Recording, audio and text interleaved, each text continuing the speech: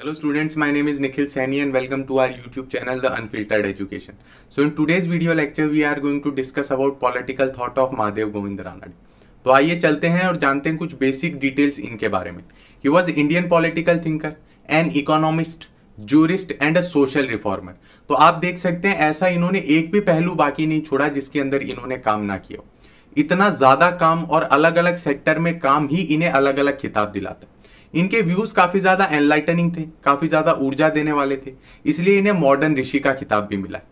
उसके अलावा इनके जो विचार थे, इनकी जो सोच थी वो अपने समय से काफी ज्यादा आगे थी. इसी के लिए इन्हें सोक्रेटिस ऑफ महाराष्ट्र कहा गया.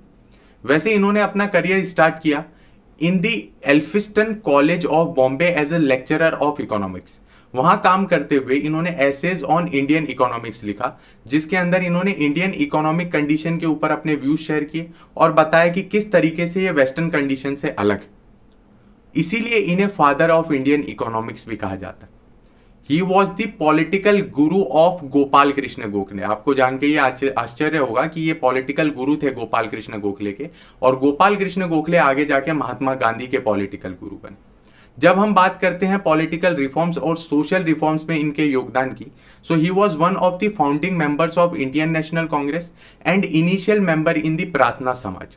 फिर उन्होंने सोशल कॉन्फ्रेंस मूवमेंट स्टार्ट किया, जिसके अंदर इन्होंने चाइल्ड मैरिज के खिलाफ बात करी, shaving of window woman should be band, उन्होंने इस चीज की बात करी. और उसके बाद इन्होंने कहा कि जो काफी ज्यादा खर्चा किया जाता है हिंदुस्तानियों द्वारा शादियों के ऊपर, उसे कम किया जाना चाहिए.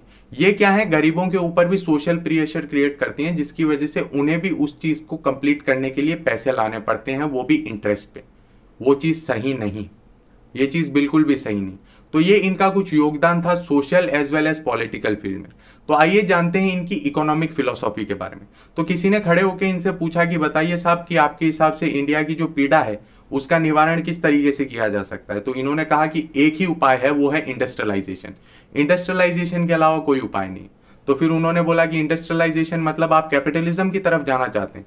तो उन्होंने कहा जी हाँ, capitalism is must for India, सबसे ज्यादा जरूरी है इस समय पे हमारे लिए. पर उन्होंने अपनी व्याख्या देते हुए आगे ये भी कहा कि जिस तरीके का वेस्टर्न कैपिटलिज्म है उस तरीके का इंडिया में बिल्कुल भी काम नहीं करेगा. अब बाकी सब लोग कंफ्यूज, पूछा ऐसे कैसे हो सकता है, कैपिटलिज्म तो आया ही वेस्ट से है. तो उन्होंने कहा कि देखिए मैं आपको समझाता हूं. वेस्टर्न कैपिटलिज्म जो है वो लेजे फेयर पे जो है डिपेंडेंट है, वो उस फिलॉसफी पे चलता है. मतलब कि वहां इकोनॉमिक मैन है जो अकेला रहना चाहता है और किसी भी तरीके के स्टेट इंटरवेंशन नहीं चाहता. उसे मालूम है कि उसके लिए सही क्या है और गलत क्या है. वो जितने भी डिसीजन लेगा वो अपने अच्छे और बुरे को ध्यान में रखते हुए लेगा. वो ऐसा कोई भी डिसीजन नहीं लेगा जिसके अंदर उसे लॉस सफर करना पड़े, स्पेसिफिकली इकोनॉमिक लॉस. तो उन्होंने कहा ये बात तो सही है, तो ये तो इंडिया में भी एप्लीकेबल होगी ना. इंडिया के लोग थोड़ी ऐसा डिसीजन लेंगे जो कि उनके इकोनॉमिक लॉस की तरफ जाएगा. तो उन्होंने कहा जी नहीं, ऐसा डिसीजन वो ले सकते हैं. तो पूछा कैसे. उन्होंने कहा कि इंडिया की जो कंडीशन है, यहाँ पे सोसाइटी काफी ज्यादा डोमिनेंट है और यहाँ पे सोशल कस्टम्स बहुत ज्यादा है, यहाँ पे कास्ट बैरियर्स है, और हमारे इंडियंस जो हैं वो अपनी किस्मत पे, अपने नसीब पे बहुत ज्यादा विश्वास रखते हैं. आपने सुना होगा दाने दाने पे लिखा है खाने वाले का नाम. जो लिखा है वो तो मिलने ही वाला है. जितना किस्मत में लिखा होता है उससे ज्यादा किसी को नहीं मिलता. अब ये जितनी भी चीजें हैं ये सही हैं या गलत, इस पे मैं कोई भी कमेंट नहीं करना चाहूंगा, बट ये सारी चीजें कैपिटलिज्म की थियरी के विपरीत में जाती, जिसमें महादेव गोविंद रानडे काफी सही थे. तो उन्होंने कहा कि इंडिया के अंदर ये सारी फिलॉसफी जो है कैपिटलिज्म को प्रमोट नहीं होने देंगी. इसके लिए इंडिया के अंदर स्टेट स्पॉन्सर्ड कैपिटलिज्म आना चाहिए, स्टेट उसे फैसिलिटेट करे. तो पूछा किस तरीके से स्टेट फैसिलिटेट करेगा.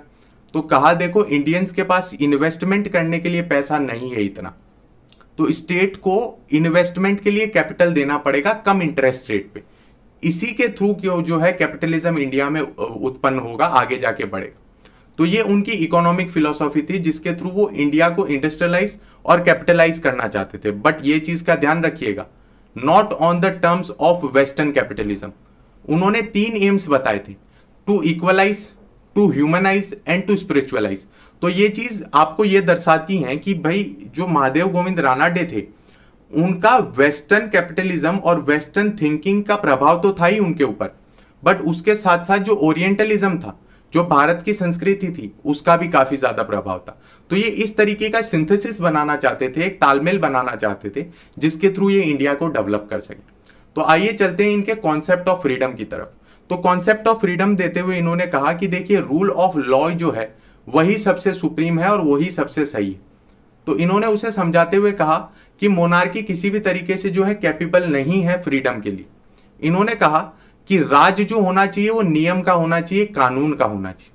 अब आपने देखा होगा मूवीज में कानून अंधा होता है, तो वो कानून अंधा होता है वो वर्ड क्या दर्शाना चाहता है? रूल ऑफ लॉ, कि कानून के सामने सब बराबर है, कानून किसी के लिए भी अलग तरीके से डिसीजन नहीं लेगा, कानून से ऊपर कोई भी नहीं है।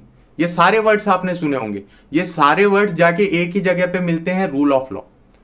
मतलब कानून का राज चलेगा, किसी एक पर्टिकुलर इंसान का नहीं। दो इंसानों के बीच में कोई भी तरीके का डिस्क्रिमिनेशन नहीं हो सकता on the basis of caste, religion, race, sex और एनी अदर थिंग। ये चीज वो बताना चाहते थे। और उन्होंने एक चीज और साफ साफ कही कि रूल ऑफ लॉ जो है वो इस्टेब्लिश्ड रहेगा जब जुडिशरी सशक्त होगी। तो जुडिशरी को उन्होंने ये रोल दिया, जुडिशरी को उन्होंने बैकबोन बताया और गार्डियन बताया किसका? रूल ऑफ लॉ का। तो ये इनका कॉन्सेप्ट था फ्रीडम का। अब ये सोशल रिफॉर्म में भी काफी ज्यादा एक्टिव थे। तो इनके कुछ मेथडोलॉजीज थे, इन्होंने 4 तरीके की मेथडोलॉजी बताई, जिसके अंदर उन्होंने बताया कि ये 4 मेथड्स के थ्रू सोशल रिफॉर्म्स किए जा सकते हैं। तो पहला उन्होंने बताया ट्रेडिशनल मेथड। ट्रेडिशनल मेथड में उन्होंने कहा कि देखिए आप जब रिफॉर्म लेके आते हैं तो पुराने ग्रंथ निकालिए, पुराने रिलीजियस टेक्स्ट निकालिए और उसके अंदर से अपने रिफॉर्म को सपोर्ट करता हुआ आर्ग्यूमेंट लाइए कि देखिए भगवत गीता में ये कहा गया है, वेद के अंदर ये कहा गया है, तो उससे उस रिफॉर्म को सपोर्ट कीजिए। दूसरी उन्होंने बताई कॉन्साइंस मेथड, मतलब अंतर आत्मा को जगाइए, इंसान की अंतर आत्मा को जगाइए। उन्हें बताइए कि ये देखिए जिस तरीके से आप बच्ची की शादी करवा रहे वो काफी ज्यादा गलत है, वो नहीं होना चाहिए। तो अंतर आत्मा को झकझोर दें और उसे जगाएं। तीसरा उन्होंने मेथड बताया लेजिस्लेशन मेथड, जिसके थ्रू कानून बनाया जाना चाहिए और कानून के थ्रू उस चीज को रिफॉर्म को लाना चाहिए। या उन्होंने एक चीज कही कि किसी भी तरीके का कानून लाने से पहले उस इंसान की कंसाइंस को जगाना जरूरी। तो अंतर आत्मा को जगाएं कानून लाने से पहले, वरना उसे कोई भी फॉलो नहीं करेगा। चौथा उन्होंने मेथड बताया रेबेलियन मेथड। उन्होंने कहा कि जो बड़े बड़े ऑर्गेनाइजेशंस हैं, जो कुछ एक सेक्शन ऑफ इंडिविजुअल जो एनलाइटेंड हो जाता है, वो अपना एक ऑर्गेनाइजेशन बनाते हैं और उसके थ्रू वो रिबेलियस वे में रिफॉर्म्स लाना चाहते हैं। तो ये चीज सही नहीं है। तो उन्होंने पहले 3 फॉर्म को सपोर्ट किया, that is traditional method, conscience method and legislation method. तो ये उन्होंने काफी ज्यादा जो चीजें बताई हमें रिफॉर्म्स के related. So this was all about Mahadev Govind Ranade. I hope you like this video lecture. Thank you very much for watching.